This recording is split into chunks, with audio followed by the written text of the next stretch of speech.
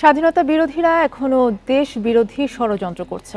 দেশবাসীকে ঐক্যবদ্ধভাবে তাদের বিষয়ে সজাগ থাকার আহ্বান জানিয়েছেন মুক্তিযুদ্ধ বিষয়ক মন্ত্রী আকম মোজাম্মেল হক।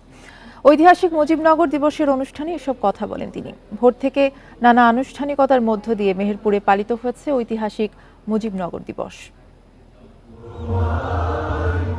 সূর্যোদয়ের সঙ্গে সঙ্গে মুজিবনগর স্মৃতিসৌধে উত্তোলন হয় জাতীয় পতাকা। পরে স্মৃতিসৌধে ফুল দিয়ে মুক্তিযুদ্ধের শহীদদের প্রতি শ্রদ্ধা জানান মন্ত্রিপরিষদের সদস্য, আওয়ামী লীগ নেতা ও প্রশাসনের কর্মকর্তারা। ঐতিহাসিক আম্রকাননে জাঁকজমকপূর্ণ কুচকাওয়াজ প্রদর্শন করা হয়। পরে জনসভায় মন্ত্রিপরিষদ সদস্য ও আওয়ামী লীগের নেতারা বলেন, স্বাধীনতা বিরোধীরা এখনও দেশবিরোধী ষড়যন্ত্রে লিপ্ত। ভুয়া মুক্তিযোদ্ধাদের বিষয়ে সুনির্দিষ্ট তথ্য পেলে সনদ বাতিল করা হবে বলেন মুক্তিযুদ্ধমন্ত্রী।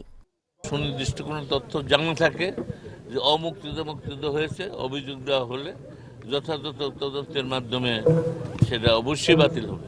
শুধু বাতিল হবে না, তাদের শাস্তি হবে।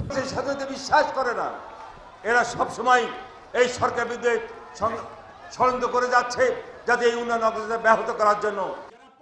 মুক্তিযুদ্ধের গৌরবময় ইতিহাসের গুরুত্বপূর্ণ স্থান মুজিবনগরের উন্নয়নে প্রয়োজনীয় সব পদক্ষেপের আশ্বাস দিয়েছেন জনপ্রশাসন মন্ত্রী। এখান থেকে অন্যান্য কানেক্টেড রাস্তাগুলো কিন্তু আমরা ডিপিপি করে সেগুলো নির্মাণ কাজ আমাদের চলমান আছে। আর এই আমাদের রাস্তাটি আমাদের অংশটুকু হয়েছে, অধিকার অংশটুকু হচ্ছে। তো আমরা আশা করি যে আমরা দ্বিপাক্ষিক প্রচেষ্টার মধ্য দিয়ে আমরা এই টেনিওরের ভিতরেই আমরা কার্যক্রম একটি গুরুত্বপূর্ণ অবস্থায় নিয়ে যেতে পারব।